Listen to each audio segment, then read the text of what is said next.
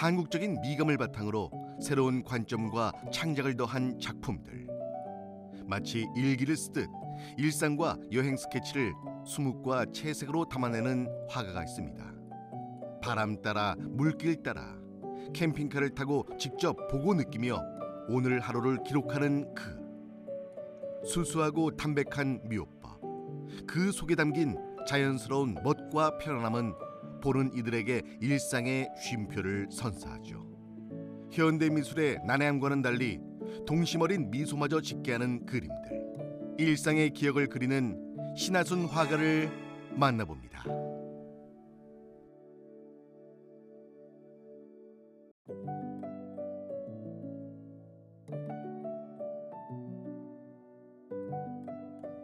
그림을 그리는 화가이자 학생들을 가르치는 신하순 교수의 연구실을 찾았습니다.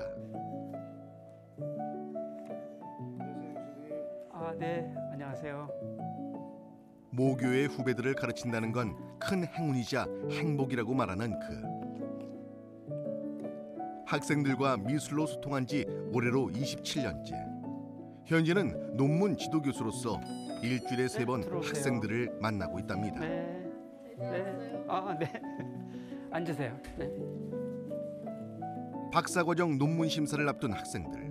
고민을 나누고 방향을 보완하며 목표를 향해 함께 나가고 있는데요. 교수님의 깊이 있는 조언과 격려가 큰 힘이 되고 있다고 합니다. 본인의 작업의 방향을 만드는데 이게 꼭 뭐 연도별로 할 필요는 없고 최근 작업이 좀 회화적인 성향이 강하면 그쪽으로 파트로 넘어가고 이렇게 해야 되겠죠. 네. 그리고 아까 얘기한 것처럼 좀 이런 회화 설치 이런 너무 넓은 개념보다는 본인의 어떤 작업의 스타일이 좀 더 드러날 수 있는 제목과 관련된 서술적인 내용들이 좀 3장 제목으로 좀 많이 좀 흡수가 되면 훨씬 더 읽을 때 그 손미정 작가의 작품에 또 이렇게 더 접근할 수 있는 그런 방식이고 읽기도 조금 더 수월하지 않을까. 신하순 교수는 작품 활동만큼이나 후학 양성과 교육에 남다른 열정을 가지고 있습니다. 학생들의 미래를 돕고 학문 발전에 기여할 수 있다는 것. 교수와 학생이 함께 성장하는 길이기 때문이죠. 약간 아무래도 좀 논문에 대한 욕심이 생기다 보니까 그래도 이제 박사 논문 이제 쓰고 나면 이제 끝나는 거잖아요. 그래서 좀 욕심이 생기다 보니까 좀 더 작업적인 부분을 좀 탄탄하게 하고 난 다음에 이제 논문을 쓰고 싶다는 생각이 계속 들더라고요. 그래서 이제 그런 부분이 아무래도 조금 시간이 더 걸리고 좀 어렵게 느껴졌던 부분인 것 같습니다. 지금 현재 그 논문 작성 초반이에요. 그래서 그 논문 목차 그리고 국문 초록에 대한 이 지도를 받았습니다. 그래서 맨 처음에 굉장히 막연하게 생각이 되었었는데 교수님께서 하나하나 차근차근히 말씀해 주셔서 앞으로 논문을 쓰는데 많은 큰 도움이 될 것 같습니다. 아주 단순하면서도 굉장히 강력한 그런 메시지잖아요. 그런 메시지가 그 삶과 죽음, 출생 뭐 이런 거와 연관이 있다고 이제 여기 적혀 있으니까 그게 어떻게 연관이 되지 이런 것들이 조금 궁금해서. 논문 쓰기는 학생과 교수 모두에게 쉽지 않은 정신적, 육체적 노동이라고 하죠.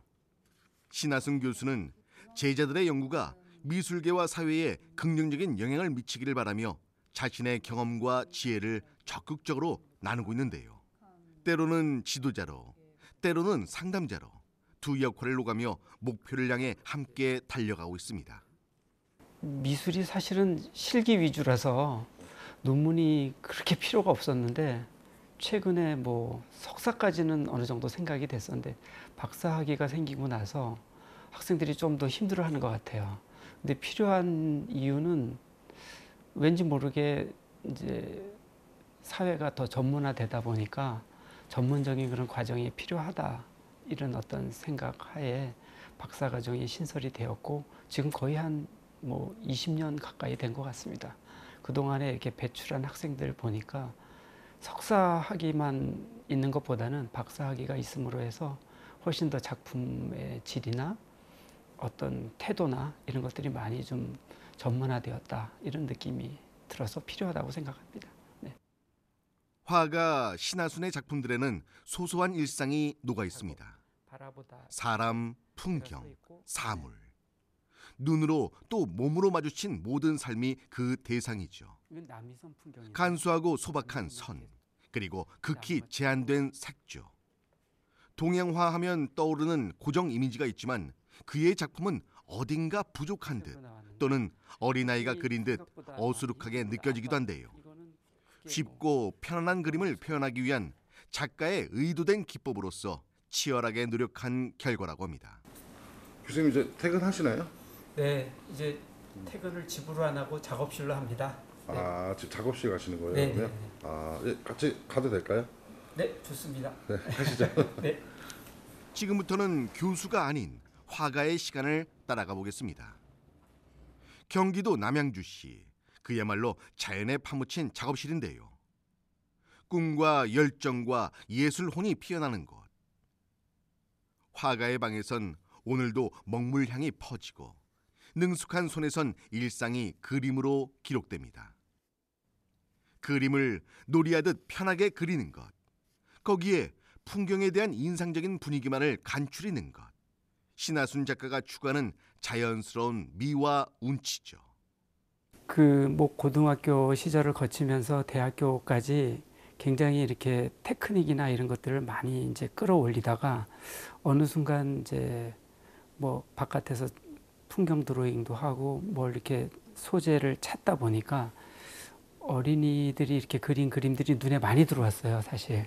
그러다 보니까 굉장히 저렇게 우리처럼 이렇게 중압감을 가지고 그리는 게 아니라 편안하고 자연스러운 상태의 어떤 선질, 그런 것들이 마음에 와닿고 나도 그런 거를 조금 한번 좀 시도를 해보자 하는 뜻에서 작업을 했는데 의외로 그런 것들이 저랑 잘 맞았고 또 표현해 냈을 때 주변 사람들이 이거 되게 뭐 자연스럽다 아니면 너답다 뭐 이런 얘기를 우연히 듣다 보니까 그런 쪽으로 조금 더 진전이 있었던 것 같습니다.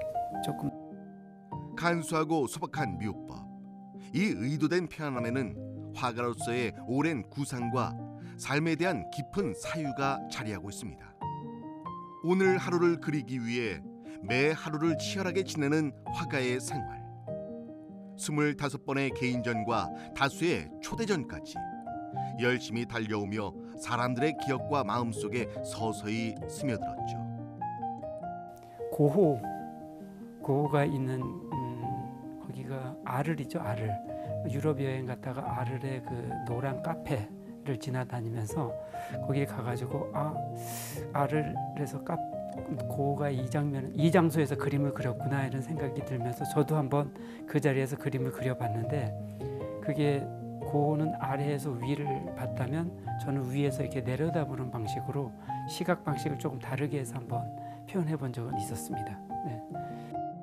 이곳에서 고우가 작품을 구상했을 모습을 떠올리며 신하순 작가는 새처럼 떠올라 허공에서 카페를 내려다보는 상상을 했답니다. 이렇듯 좋았던 곳, 기억에 남는 곳, 그리고 다시 가고 싶은 곳이라는 기억 아래 순간의 경험과 감성을 화폭에 담아내는데요. 일상의 장소와 여행지 할 것 없이 그때 본 장면과 지금의 그림 사이를 마음대로 오가며 예술적 정서를 투영하죠.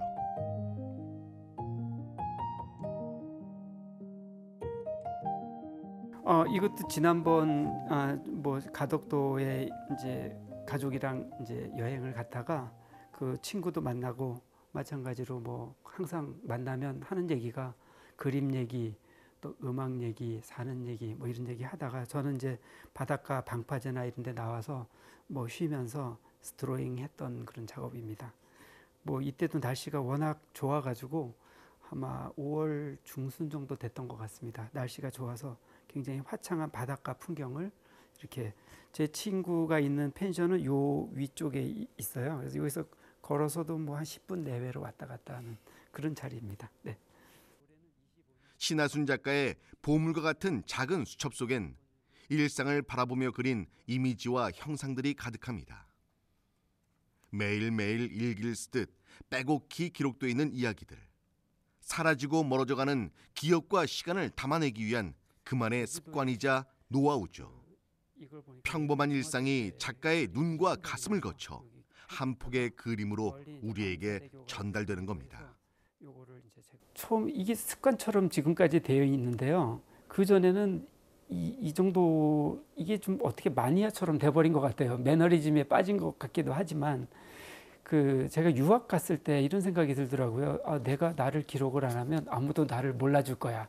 이런 생각을 하면서 스스로 기록하는 그런 습관을 들였던 것 같아요.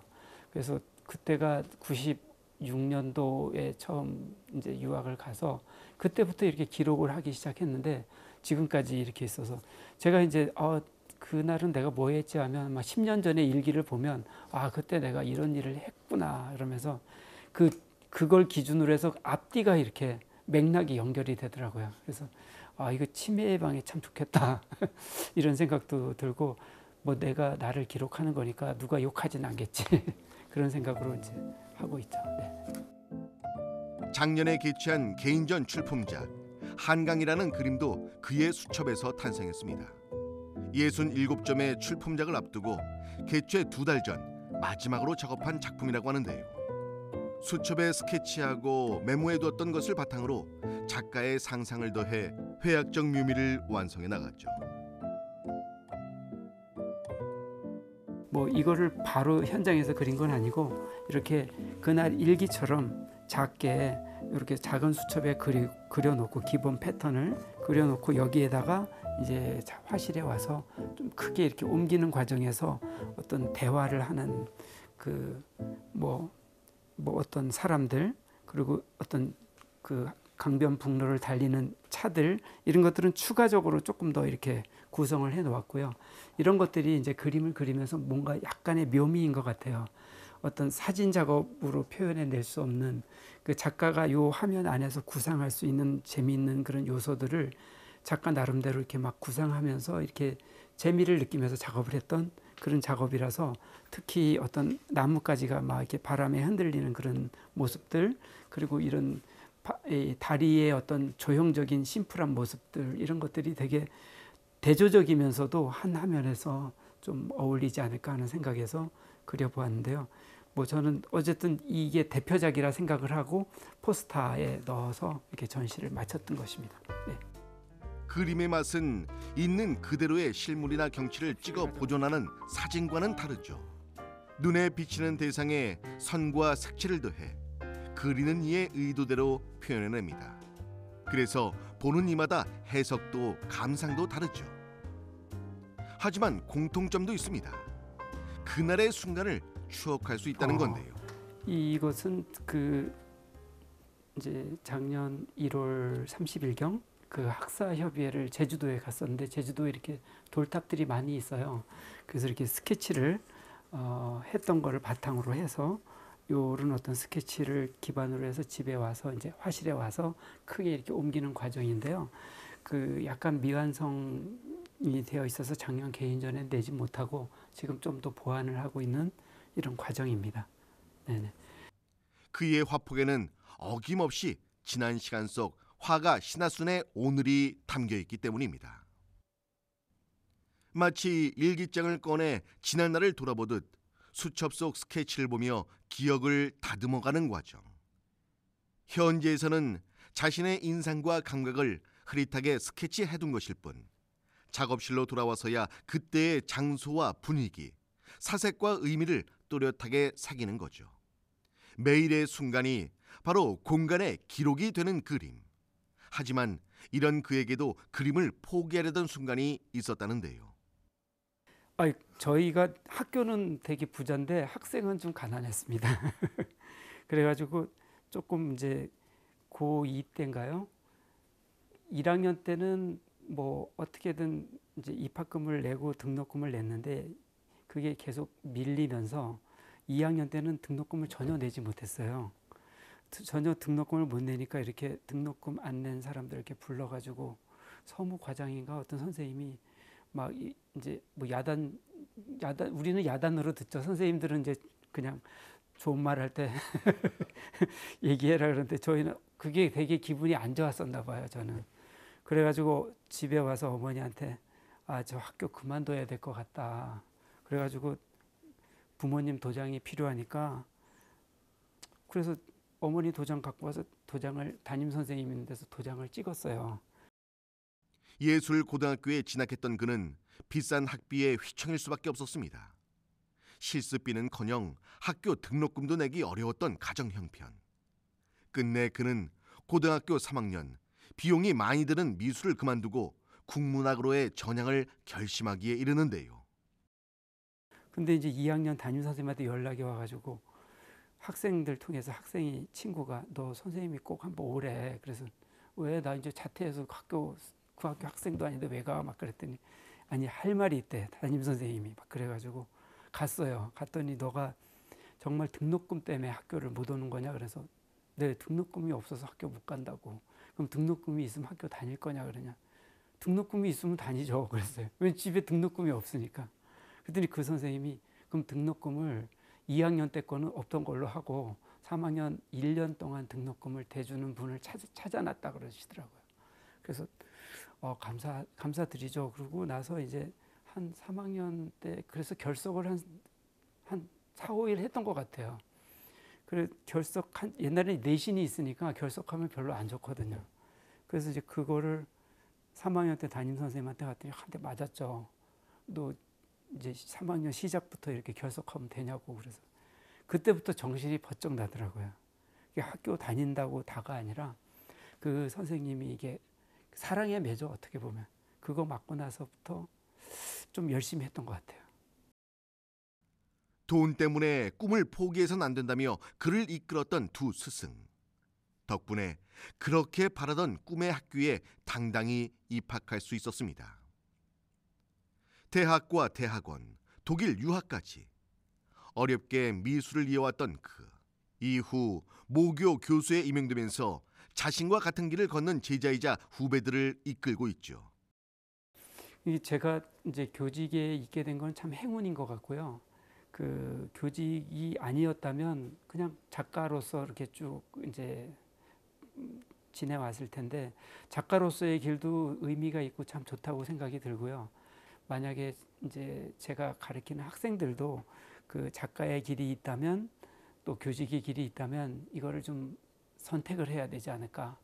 교직을 하려면 교직에 좀 더 집중해야 되고 작가의 길로 가려면 진짜 전업 작가로서 자기 작품에 정말 매진을 해야 되지 않을까 그런 생각이 좀 드는데 지금 저는 만약에 학생들이 뭐 이런 교수직을 원한다 그러면 충분히 시간 있을 때 자기 작업을 최대한 많이 하고 그러니까 예를 들어 뭐 겨울방학이나 여름방학 때 좀 최대한 많이 하고 또 뭐 그냥 뭐 평상시는 아니지만 교직에 또 했을 때는 최소한 학생들의 어떤 그 1, 2년 그래도 먼저 살았으니까 그런 노하우를 학생들한테 진정성 있게 이렇게 전달해 줄 수 있는 그런 자세로 그러니까 학생들 눈높이에 맞춰서 이렇게 지도할 수 있는 그런 자세를 가져야 된다.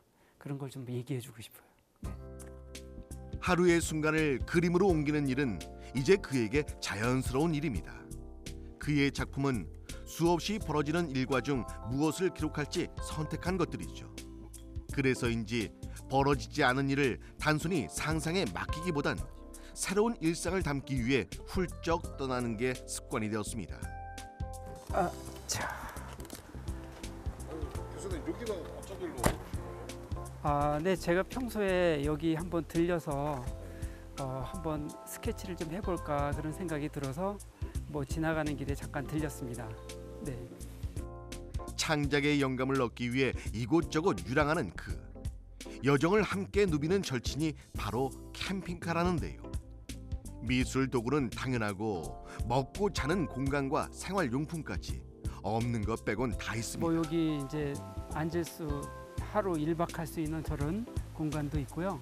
그리고 냉장고도 있고 전자레인지도 있고 또 실내 에어컨도 무시동 에어컨도 있고 저쪽에 보면 전기밥솥도 있어요.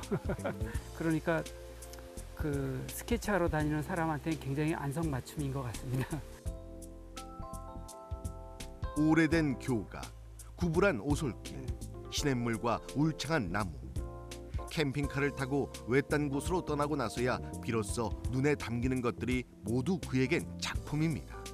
후지산에 갔다 온 거, 이 차를 가지고 시모노세키 항으로부터 시작해가지고 후지산까지 차를 몰고 이렇게 한번 갔었는데, 후지산 이제 캠핑카를 세워놓고 후지산을 이렇게 바라볼 때 굉장히 내가 이곳에 와서 이렇게 보는구나, 이 캠핑카 덕분에 참 여러 가지 일을 하는구나, 이런 느낌이 있었습니다. 신하순 작가에게 캠핑카 여행은 조금 특별합니다.